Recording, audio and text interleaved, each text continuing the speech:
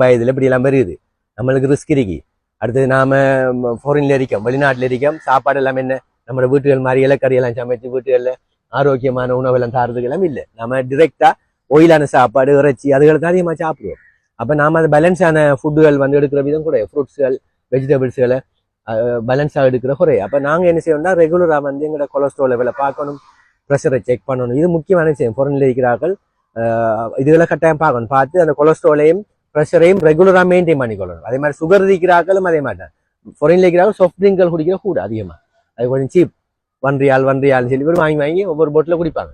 எங்களோட கட்டார்ல வந்து இளம் வயதினர் வந்து பிரெயின் டெத்துன்னு சொல்லி மரணிக்காங்க. அது சம்பந்தமான சில ஆலோசனைகளை வழங்குமாறு கூறினார். அந்த வகையில நாங்க அந்த பிரெயின் டெத்துங்கிறது வந்து என்ன, மூளை கலங்கள் வந்து இறக்குறது, அதான் பிரெயின் டெத் சொல்றது. சடனா ஏற்படக்கூடியது. அது பல காரணங்கள் இருக்கு. இப்ப உதாரணமா மூளைக்கு போற ரத்த ஓட்டம் வந்து தடப்பட்டாலும் ரத்த ஓட்டம் இல்லாததால ஆக்சிஜன் இல்லாம போய் மூளை கலங்கள் மரணிக்கலாம், இறக்கலாம். அது சடனா நடக்கும். அது பெரிய அளவுல பிளாக் நடக்கும். ஒரு சின்ன ஒரு ஏரியாவுக்கு பிளாக் வந்தா பிரெயின் டெத் ஆக மாட்டா, பரலைஸ் மாதிரி, பாரிசவாதம் மாதிரி வரும்.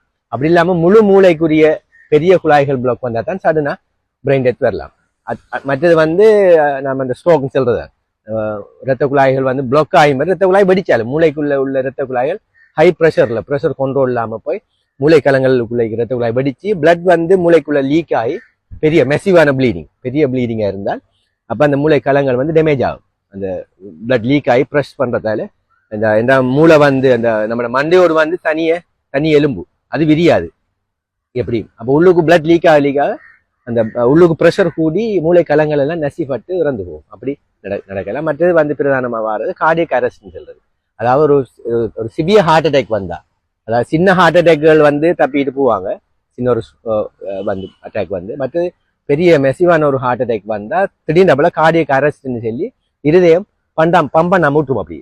அப்ப இருதயம் பிளட்டை பம்ப் பண்ணாட்டி மூளைக்கு பிளட் வந்து போவாது. அப்ப அதனாலேயும் மூளை கலங்கள் ஒரு குறித்த நேரம் போகக்குள்ள மூளை கலங்கள் இறந்து போகும். இறந்துச்சுன்னு சொல்லிச்சுன்னா வந்து அதையும் நம்ம பிரெயின் டெத்ன்னு சொல்றோம். மற்றது வந்து சில வேளை ஒரு பெரிய ஆக்சிடென்ட் உண்டு இல்லை, ரோட் டிராஃபிக் ஆக்சிடென்ட் சொல்லுவோம். அதில் வந்து ஷேக் பண்ற அளவுக்கு சிவியரா போய் அடிச்சு எங்கேயாவது அப்படி பிரெயின் டேமேஜ் ஆகி அதாலேயும் பிரெயின் டெத் வரலாம். அவங்க சில டைம்ல ஐசியூல வச்சுட்டு இருப்பாங்க, ஹார்ட் வேலை செய்தாம் சார், சுவாசம் மெஷின்ல இயங்கி கொண்டிருக்காரு, ஆனா ஆள்ற உணர்வு ஒன்றும் இல்லை, பிரெயின் டெத். ஆனா ஹார்ட்டும் சுவாசமும் இயங்கி கொண்டிருக்கு. சில ஆகல மெஷின்லேயே வச்சுட்டு இருப்பாங்க. அப்ப மெஷினை கலட்டினா உயிர் போயிருப்பாங்க, ஆனா மூளை வந்து இறஞ்சிட்டு. இப்ப மற்ற பிரதான காரணி வந்து இன்ஃபெக்ஷன், கிருமி தொற்றுகள். அதுக்கு வந்து சடனா வராது. ஒரு கிருமி தாக்கம் ஏற்பட்டு காய்ச்சல் காஞ்சி நீண்ட நாளாயிருந்து மெனிஞ்சைட்டிஸ் அல்லது என்செஃபலைட்டிஸ் சொல்றது, அதாவது மூளை மென்சாவோ அல்லது மூளைக்குள்ள கிருமி தொற்றுகள் ஏற்பட்டு நீண்ட நாட்களாக காய்ச்சல் என்னென்னு கண்டுபிடி வராமல் இருந்து அப்படியே மூளைக்கலங்கள் கிருமி தாக்கத்தால இறக்குறது. இதுகள் தான் இந்த பிரெயின் டெத்து காரணம். அதுல வந்து பிரதானமா நாம சொல்ற இந்த சடுனாவாரங்கிறது வந்து இந்த விஷயங்கள் தான். அதாவது ஸ்ட்ரோக்னு சொல்றது பிரதானமா ப்ரெஷரை வந்து கட்டுப்படுத்துறது. அதுலேயும் இளம் வயதினர், அதுலேயும் ஆண்கள் வந்து மிகவும் வந்து பொடுபோக்காரிக்கும் இந்த ப்ரெஷரை செக் பண்றதில்ல. ப்ரெஷர் இருந்தாலும் அதை ரெகுலரா கிளினிக் போய் மருந்து குடிக்கிறதில்ல. அப்ப அவங்க சொல்லுவாங்க, நான் நேற்று ஒரு ஒன்று போட்டுனான், ஏன்னா எனக்கு ஒன்றும் இல்லை, எனக்கு வந்து அறிகுறி ஒன்றும் இல்லை, எனக்கு 8-10 வருஷமா ப்ரெஷர்னு சொல்றேன் நான் டாக்டர், ஆனா எனக்கு எந்த ஒரு அறிகுறியும் இல்லை. அதனால என்ன செய்யறா இவங்க அந்த ஒழுங்கா மருந்து எடுக்கிறதில்ல. என்ன தலை சுத்து வந்தா தலையடி வந்தா ஞாபகம் பாரு குளிசையை போடுற அப்படி செய்யறாங்க. அப்ப அது வந்து 50% வந்து ப்ரெஷருக்கு அறிகுறி இருக்காதான். 50%. இப்ப 100 பேருக்கு ப்ரெஷர் இருக்குண்டா அதுல ஒரு 50 பேருக்கு தான் தலையடி, தலை சுத்து, பிடரி கடுக்கிறது அப்படியெல்லாம் அறிகுறி காட்டும். 50% ஆக்களுக்கு 50 பேருக்கு அறிகுறியை ஒன்றுமே இருக்காது. அப்ப கூடுறது விளங்கவே மாட்டா. அப்ப முதலாவது அறிகுறி என்ன, ரத்த குழாய் வெடிக்கிறது. அதான் பெரும்பாலும் சான்ஸ் கூட வந்து இப்ப இளம் வயதினர் வந்து திடீர்னாப்புல பிரெயின் டெத் வருது. எங்கட ஒரு இன்ஜினியரும் வந்து அன்னைக்கு 2006 அந்த பகுதியில வந்து அக்கரபத்துல சிபி இன்ஜினியரா இருந்த ஒரு சகோதரன் வந்து மரணித்தது வந்து சடன் பிரெயின் டெத் தான். அதாவது மூளையில பின்பக்கத்துல நம்மட சுவாச மையம், இருதயத்தை கட்டுப்படுத்துற மையங்கள் எல்லாம் இருக்கு. எங்கட நீள்வளைய மைய விளையம் சொல்லி பிடரியில் இருக்கு அந்த நரம்பு. அதுல வந்து சில டைம்கள்ல பிறவிலேயே சில ஆட்களுக்கு அந்த மூளைக்குரிய இரத்த குழாய்கள் வந்து சிலதுகள் வந்து மெல்லிய சுவரால ஆக்கப்பட்டிருக்கும். அது பிறவியில தயாரிப்பிலேயே சில சுவர்கள் வந்து மெல்லிசா அரிக்கலாம். அப்படி மெல்லிசா அரிங்கிறது அனூரிசம் சொல்றது.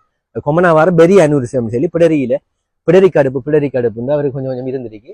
அது அந்த ப்ரெஷர் கூட அந்த இரத்த குழாய் விரிகிற அப்படி இருந்து அந்த பெரிய அனூரிசம் ரப்சர் சொல்ல வெடிக்கிற வெடிச்சா அதுவும் பின்மூலையில வெடிச்சிச்சுண்டா அதெல்லாம் எல்லா சென்டரும் இருக்கு. கார்டியக் சென்டர் இருதயத்தை கண்ட்ரோல் பண்றது, அதே மாதிரி சுவாச மையம், எல்லா மையங்களும் இருக்கிறது இதுல. அப்ப அது பிரெயின் ஸ்டெம்னு சொல்றது. அதுல வந்து ப்ளீட் ஆகி அந்த மூளை பகுதிகள் இறந்துச்சுண்டா எல்லா கண்ட்ரோலும் சடுன நின்றும். அப்ப இப்படி வந்து அந்த ப்ரெஷரை வந்து கட்டுப்பாட்டில் வைக்காம விடுறது ஒரு பிரதான காரணம் இந்த சடுனா வாருது. மற்றது வந்து கொலஸ்ட்ரால், அந்த ஹார்ட் அட்டாக் சொல்றது, நம்ம கார்டியக் அரெஸ்ட்னு சொல்றோம். அதுவும் அடுத்த பிரதான காரணம். சடுனா வந்து எங்கட மூளை வந்து செயல்ல இருந்து போறது காரணம். அது வந்து நாங்க எங்கட கொலஸ்ட்ரால் லெவலை ரெகுலரா வந்து செக் பண்ணி கொள்ளணும். இப்போ எனக்கு ஒன்றும் இல்லைன்னு சொல்லி பார்க்காம இருக்கிறது. இப்போ கொலஸ்ட்ரால் எனக்கு கூடினா விளங்கும்டா என்ன அறிகுறி? ஹார்ட் அட்டாக் தான் அறிகுறி. இப்போ கொலஸ்ட்ரால் கூடினா எனக்கு ஒன்றும் காட்டுறா ஹார்ட் அட்டாக் வாரது தான் கொலஸ்ட்ரால் கூடினா வாருது. அப்ப நாம ஹார்ட் அட்டாக் வந்தது பிறகு கொலஸ்ட்ராலை செக் பண்ற, கொலஸ்ட்ரால் குளிச்சு குடிக்கிற அப்படி இல்லை. நாம ஒரு குறித்த ஏஜுக்கு பிறகு சில நோய்கள் எல்லாருக்கும் தெரியும். இப்போ இளம் வயதுல இப்படி எல்லாம் வருது, நம்மளுக்கு ரிஸ்க் இருக்கு. அடுத்தது நாம ஃபாரின்ல இருக்கோம், வெளிநாட்டுல இருக்கோம், சாப்பாடு எல்லாம் என்ன நம்ம வீட்டுகள் மாதிரி இலக்கறி எல்லாம் சமைச்சு வீட்டுகள்ல ஆரோக்கியமான உணவெல்லாம் தாரதுக்கு எல்லாம் இல்லை. நம்ம டிரெக்டா ஒயிலான சாப்பாடு, இறைச்சி அதுகளை தான் அதிகமாக சாப்பிடுவோம். அப்ப நாம அந்த பேலன்ஸான ஃபுட்டுகள் வந்து எடுக்கிற விதம் கூட, ஃப்ரூட்ஸ்கள் வெஜிடபிள்ஸ்களை பேலன்ஸாக எடுக்கிற குறை. அப்ப நாங்க என்ன செய்யணும்னா ரெகுலரா வந்து எங்களோட கொலஸ்ட்ரால் லெவலை பார்க்கணும், ப்ரெஷரை செக் பண்ணணும். இது முக்கியமான விஷயம். ஃபாரின்ல இருக்கிறார்கள் இதுகளை கட்டாயம் பார்க்கணும். பார்த்து அந்த கொலஸ்ட்ராலையும் ப்ரெஷரையும் ரெகுலரா மெயின்டைன் பண்ணிக்கொள்ளணும். அதே மாதிரி சுகர் இருக்கிறார்களும் அதே மாதிரி தான். ஃபாரின்ல இருக்கிறார்கள் சாஃப்ட் ட்ரிங்க்கள் குடிக்கிற கூட அதிகமா, அது கொஞ்சம் சீப், ஒன் ரியால் சொல்லி வாங்கி வாங்கி ஒவ்வொரு போட்டில் குடிப்பாங்க. அப்ப அதெல்லாம் வந்து சுகர் வந்து ஆட் பண்ணின சாமான்கள். அப்ப அதுவும் வந்து அந்த சுகரும் வந்து கொலஸ்ட்ரால் பாடியில மாற்றப்படும். ஆகவே இந்த 3 விடயங்களையும், சீனி, ப்ரெஷர், கொலஸ்ட்ரால், இந்த 3ஐயும் ரெகுலரா செக் பண்ணிக்கொள்ளணும். முக்கியமா ஒரு கிளினிக் ரெக்கார்ட் புக் ஒன்று நீங்க வெளிநாட்டில் இருக்கிறார்கள் மெயின்டைன் பண்ணி, நம்ம கடைசியா சுகர் பார்த்தப்ப, கொலஸ்ட்ரால் பார்த்தப்ப, ப்ரெஷர் பார்த்தப்ப, இதை ரெகுலரா மெயின்டைன் பண்ணிட்டு வந்தீங்கன்னு சொல்லிச்சுன்னா நாங்க எப்படியான உபாதைகளுக்கு உள்ளாகிறது வந்து எங்களை அல்லாட ஏற்பாடு மிதிக்கி நாம நம்மட கவனிப்பு பகுதியை நாம கட்டாயம் செய்யணும். செய்யத்தான் அல்லாட உதவி நம்மளுக்கு கிடைக்கும். ஆகவே நாங்க அந்த பகுதியை வந்து ரெகுலரா செக் பண்ணி நம்ம சொல்லிச்சோன்னா நாங்க எப்படியான ஒரு சடனான ஒரு உபாதைக்குள்ளாகிறது எங்களை பாதுகாக்கணும். ஏன்டா உங்களை நம்பி ஒரு குடும்பத்துக்காக தான் நீங்க வெளிநாட்டுக்கு போயிருக்கீங்க.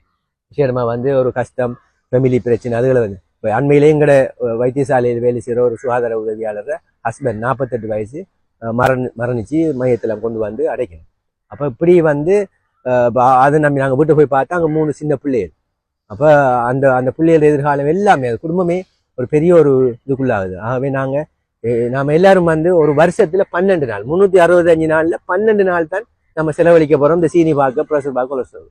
இதுக்கு நேரம் இல்லாம இருக்கு. 365 நாள்ல 12 நாளை நாம எடுத்து இதை நம்ம உடம்ப பாக்குறதுக்கு கேட்டா நேரம் இல்லை சொல்லலாம். அப்படி இல்லாம கட்டாயம் இதில் செக் பண்ணணும்.